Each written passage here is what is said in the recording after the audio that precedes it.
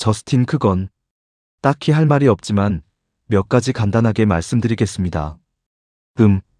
잠깐 다시 돌아가 보죠.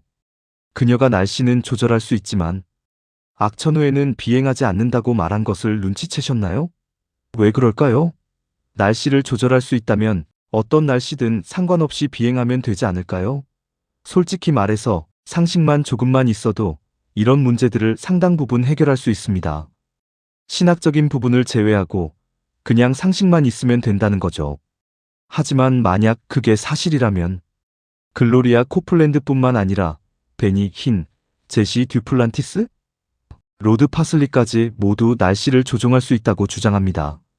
만약 이 종교 지도자들이 하는 말로 날씨를 조종할 수 있다면 저는 이 번영 신학자들이야말로 지구상에서 가장 비참하고 냉혹하고 무자비하고 이기적이고 자기애에 빠져있고 무관심한 인간들이라고 단언할 수 있습니다.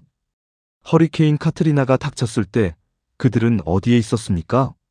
허리케인 샌디가 닥쳤을 때는요? 호주에서 산불이 걷잡을 수 없이 번졌을 때는요?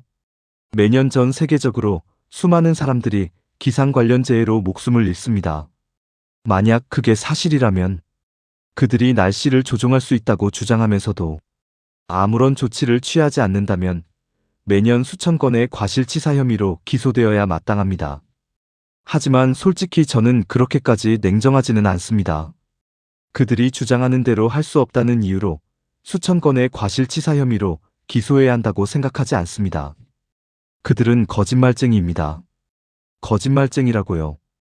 그런데 날씨를 조종할 수 있다고 주장했던 다른 누군가가 생각나지 않으세요? 네, 그들은 스스로를 그리스도와 같은 권위 있는 존재로 끌어올리려고 합니다. 사실 케네스 헤이건의 말을 직접 인용하자면 기독교인은 나사렛 예수만큼이나 화신입니다. 이는 조엘 오스틴이 긍정적 고백에 대해 이야기하면서 한 말입니다. 누가복음에 나오는 천사가 엘리사벳에게 세례 요한의 탄생을 알리는 장면을 기억하시나요? 기억나시죠?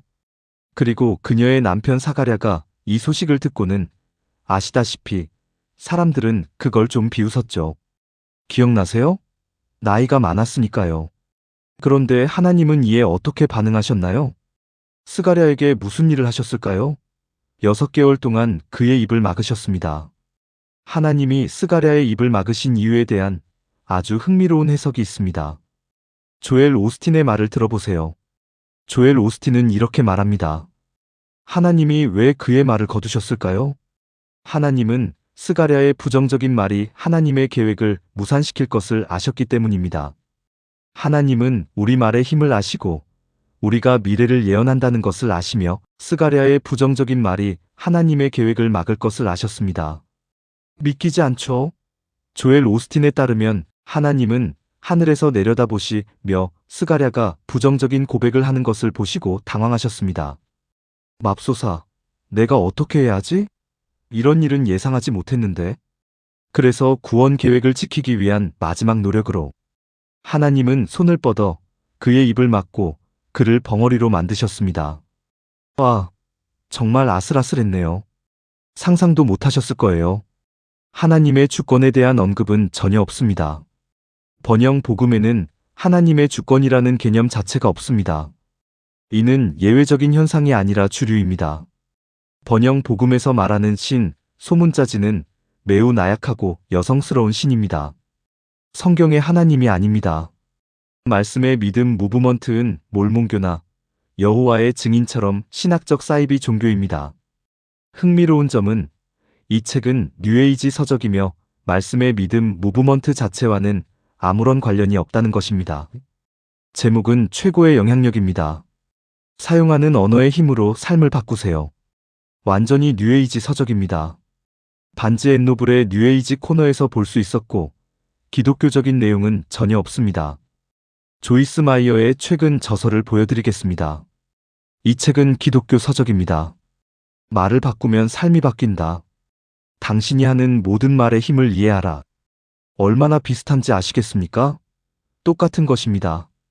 기독교 용어로 포장된 사이비 종교 교리입니다. 그게 전부입니다. 번영 복음, 즉 말씀 믿음 무브먼트의 핵심에는 소위 작은 신들 교리가 있습니다.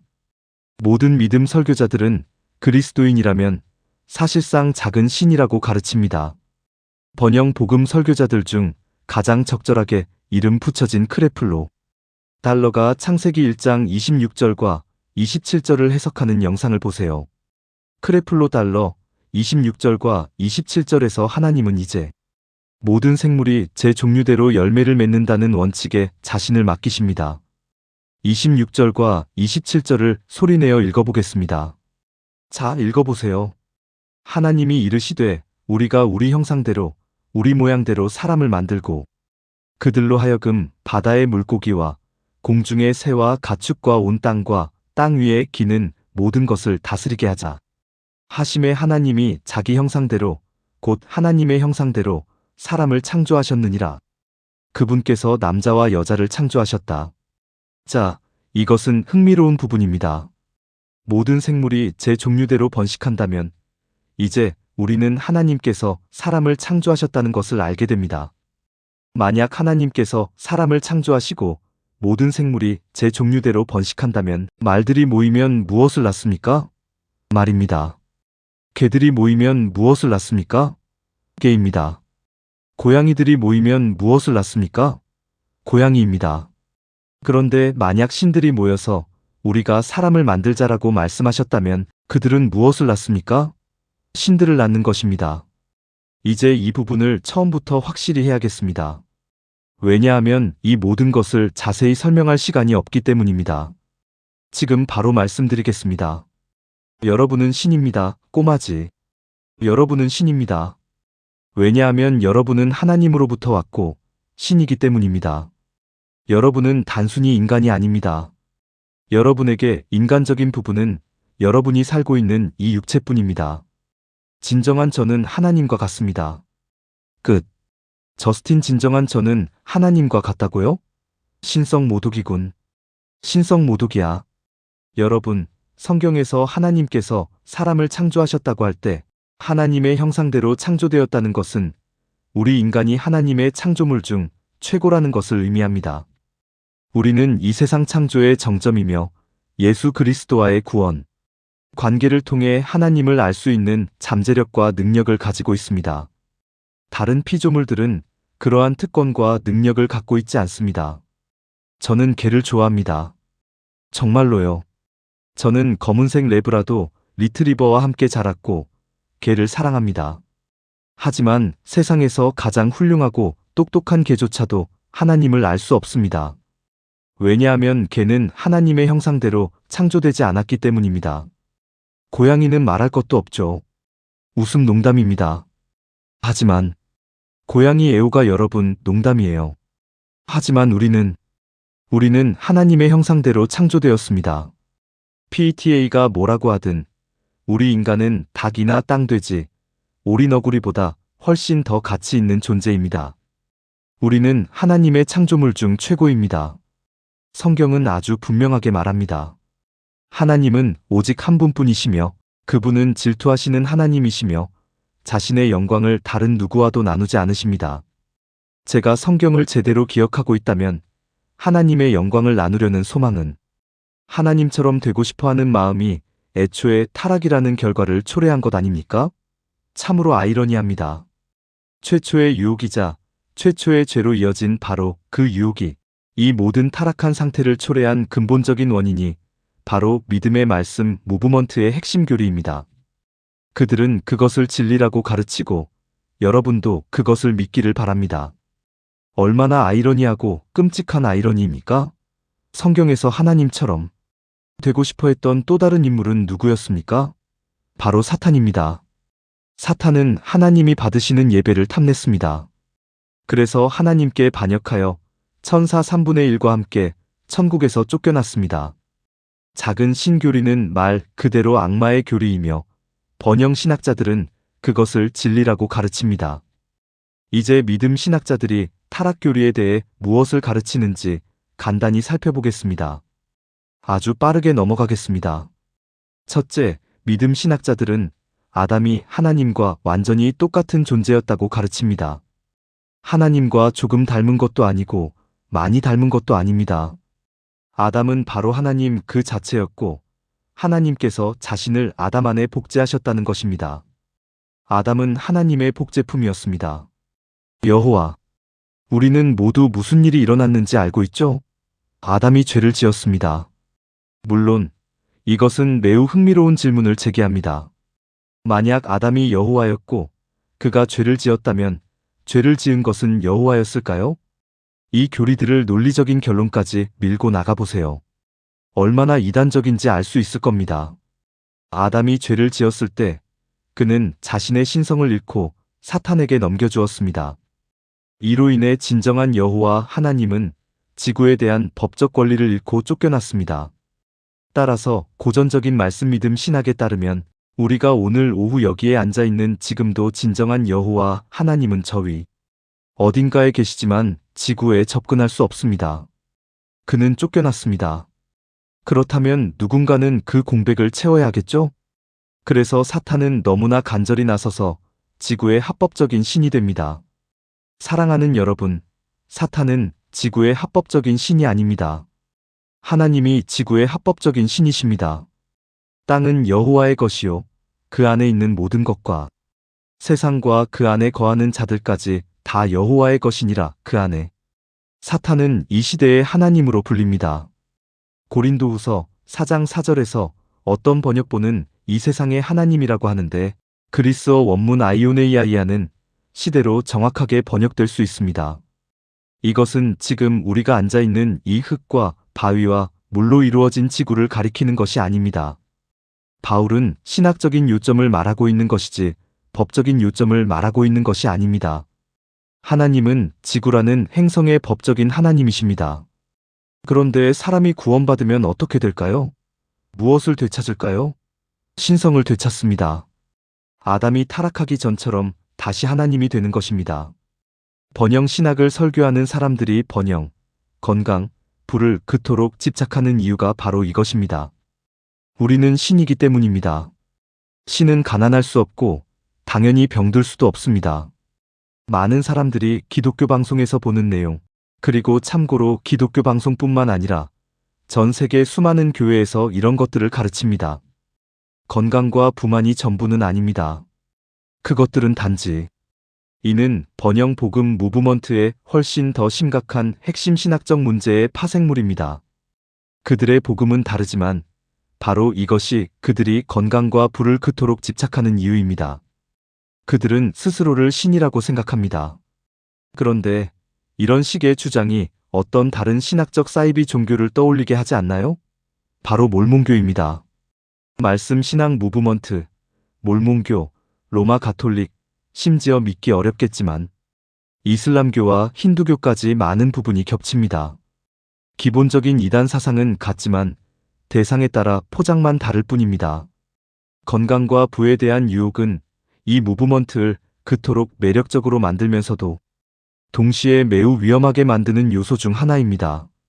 번영 복음은 본질적으로 예수님께 오십시오.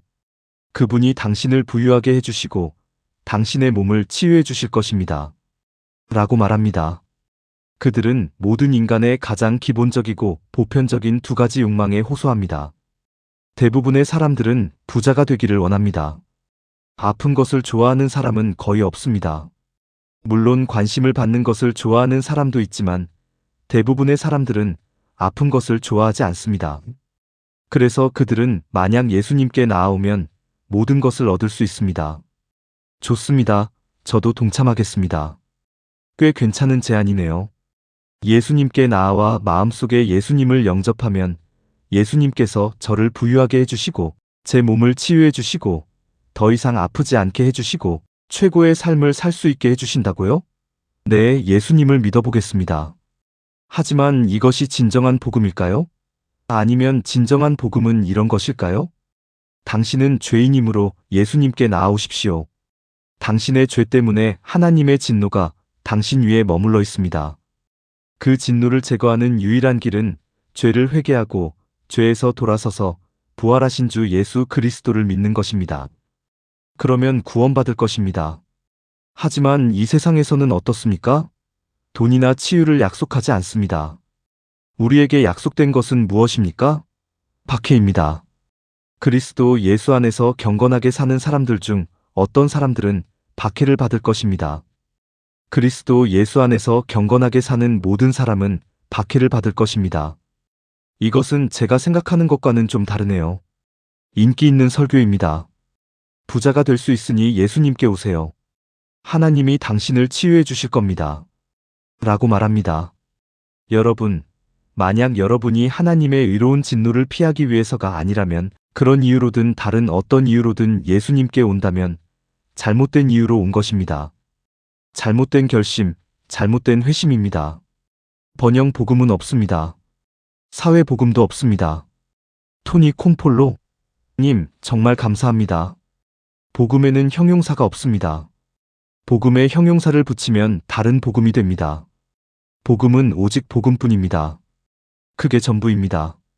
그들이 건강과 부를 강조하는 것과 관련된 것은 죄에 대한 경시입니다. 그들은 죄를 가끔 언급할 수는 있지만 깊이 파고들지는 않습니다. 죄에 대해 많이 이야기하지 않습니다. 언급하더라도 그저 가볍게 표면적으로만 다룹니다. 조셉 프린스의 이 영상 클립을 보세요. 조셉 프린스는 현재 말씀 신학계에서 가장 빠르게 떠오르는 스타입니다. TVN과의 인터뷰에서 조셉 프린스의 말을 주의 깊게 들어보세요. 모든 내용이 다 맞는 것은 아닙니다. 그가 여기서 틀린 말을 하고 있습니다. TVN 이렇게 하려고 하는데 똑같은 반응을 얻고 있지 않나요? 사람들은 필요로 하고 원합니다. 조셉 프린스 요엘이 말했듯이 회개라는 단어는 그리스어 메타노이아에서 유래했는데 문자 그대로 마음을 바꾸다라는 뜻입니다. 요엘처럼 때로는 회개라는 단어를 사용하지 않고 말씀을 전할 때조차도 사람들의 마음은 항상 바뀌고 있습니다. 부정적인 생각에서 긍정적인 생각으로 말이죠. 저스틴 요엘. 조셉 프린스는 회개의 그리스어가 메타노이아라고 했습니다. 맞습니다. 그리고 메타노이아는 마음을 바꾸다라는 뜻이라고 했습니다. 또 맞습니다. 그런데 그가 어떻게 더 자세히 설명했는지 눈치채셨나요? 그는 이렇게 말했습니다. 우리는 회개라는 단어를 사용하지 않을 수도 있습니다. 성경에서 사용하는 신학적 용어로 사람들을 혼란스럽게 하지 않도록 말이죠. 그래서 우리는 그 용어를 사용하지 않을 수도 있지만 사람들에게 항상 회개하도록 가르치고 있습니다. 사람들이 부정적인 생각에서 긍정적인 생각으로 바뀌는 것. 친구 여러분, 그것은 회개가 아닙니다. 그의 회개에 대한 정의대로라면 우리는 모두 낙천주의자 모임에 가입하고 삶에 대해 더 밝은 시각을 갖는 것만으로도 회개할 수 있을 것입니다. 그것은 회개가 아닙니다. 진정한 회개는 마음의 변화이지만 하나님의 성령께서 회개를 허락하실 때, 즉 우리 죄에 대한 경건한 슬픔을 주실 때 비로소 진정한 회개가 이루어집니다. 성령께서 회개를 허락하실 때 그 증거가 나타납니다. 그 열매가 맺히는 것입니다. 그리고 그것은 우리 주변 사람들에게도 분명히 드러날 것입니다. 행함이 따를 것입니다. 바울은 아그리파 왕이여, 나는 모든 백성이 회개하고 하나님께로 돌아와 회개에 합당한 행실을 해야 한다고 계속해서 선포했습니다. 라고 말했습니다. 세례 요한은 그러므로 회개에 합당한 열매를 맺으십시오. 라고 말했습니다. 이것은 우리가 회개하기 위해 선행을 해야 한다는 뜻일까요? 아닙니다. 하지만 하나님께서 회개를 허락하실 때 행실, 즉 열매는 자연스러운 결과입니다. 그것은 마음의 변화이지만 그 마음의 변화는 다음과 같은 결과를 가져옵니다. 변화된 삶, 하나님의 영광을 위해 사십시오. 마일스 멀로의 이 영상 클립을 시청하세요. 영상 진행자 우리는 하나님의 뜻을 알고 기도합니다. 기도할 때 우리는 하나님께 그 뜻을 행하실 수 있는 법적 권리를 드리는 것입니다. 마일스 멀로네. 이 방송에서 기도에 대해 정의해 보겠습니다. 기도는 인간이 하나님께 이 땅의 일에 개입할 수 있도록 허락하는 것입니다. 다시 말해, 기도는 하늘의 개입을 위한 이 땅의 허가증입니다. 영상 진행자 놀랍네요. 박수 정말 놀랍습니다. 마일스 멀로 하나님은 인간이 허락하지 않고는 이 땅에서 아무것도 하실 수 없습니다. 하나님께서 이 땅에서 하신 일은 지금까지 단 한 번도 없습니다. 영상 진행자 그래서 하나님은 항상 그 누군가를 찾고 계시는군요. 마일스 멀로 항상 그분께 권능과 허락을 줄 인간을 찾고 계십니다. 다시 말해 하나님은 권능을 가지고 계시지만 우리는 허락을 받는 것입니다. 하나님은 권위와 권능을 가지고 계시지만 우리는 허가증을 가지고 있는 것입니다. 하나님은 무엇이든 하실 수 있지만 우리가 허락하는 것만 하실 수 있습니다. 그분께서 하실 일은 우리가 허락하는 것뿐입니다. 저스틴 하나님은 우리가 허락하는 것만 하실 수 있습니다. 사랑하는 여러분, 오늘 오후 저는 하나님께서 원하시는 것은 무엇이든 하실 수 있으며 우리의 허락을 받았는지 여부에 대해 크게 신경 쓰지 않으신다는 말씀을 드리고 싶습니다. 하나님은 원하시는 것은 무엇이든 하실 수 있습니다. 제 말을 그대로 믿지 않으셔도 됩니다. 시편 115편 3절을 보십시오. 우리 하나님은 하늘에 계시며 뜻대로 행하시도다. 번영 신학이나 말씀 신앙을 설파하는 사람들은 이렇게 말할 것입니다. 아, 그건 하나님이 하늘에서만 원하시는 일을 하실 수 있다는 뜻이지 땅에서는 안 된다는 뜻이 아니잖아요. 여호와께서 원하시는 일은 하늘과 땅과 바다와 깊은 곳에서도 행하시느니라. 아, 불사. 하나님은 원하시는 것은 무엇이든 하실 수 있습니다. 우리의 허락은 필요 없습니다. 그렇게 하기 위해서요. 보시다시피 그들은 하나님의 능력을 전혀 이해하지 못합니다. 그들은 우리를 성령의 능력을 믿지 않고 그분을 제한하는 은사중단론자라고 비난합니다. 아니요. 오히려 그들이 하나님을 제한하는 겁니다. 아니, 적어도 그렇게 생각하는 쪽이죠. 왜냐하면 하나님은 우리의 허락을 필요로 하시니까요. 제시 듀플란티스의 이 영상을 보세요. 분명 큰 축복이 될 겁니다. 꼭 보세요. 제시 듀플란티스 친구 사이에는 솔직하고 허심탄회한 대화가 오가죠. 저는 주님과 함께 그렇게 해왔습니다. 주님께서 제시라고 말씀하신 적이 있습니다. 신이 나타나서 내가 앞으로 할 일은 이것이다라고 말해준 적이 있어요. 주님과 함께 있을 때 주님께서는 이것에 대해 어떻게 생각하느냐? 라고 물으셨습니다. 하나님께서 제게 의견을 물으셨습니다. 저스틴 하나님이 제시 듀플란티스에게 의견을 물어보신다고요? 계속 말씀해 주세요. 맥락에서 벗어나지 않도록 제시 씨 계속해 주세요. 제시 듀플란티스 제가 주님 물어보셨으니 여쭤보겠습니다. 제가 뭔가 잘못하고 있는 걸까요? 라고 물었더니 주님께서 아니, 우리는 솔직하게 이야기할 수 있다. 어떻게 생각하느냐? 라고 말씀하셨습니다. 나는 당신은 그렇게 하면 안 될 것 같아요. 라고 말했다. 그는 왜 내가 그렇게 하면 안 된다고 생각하세요? 라고 말했다. 저는 주님, 아시다시피 주님께서는 저보다 사람들을 더 잘 아시지만 제가 이 사람에 대해 조금 더 노력할 수 있도록 허락해 주신다면 그를 주님께 인도할 수 있을 것 같습니다. 라고 말했습니다.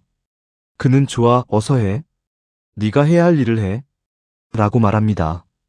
그리고 제가 여러분께 말씀드리건대 성경에는 영혼을 얻는 자가 지혜롭다고 되어 있습니다.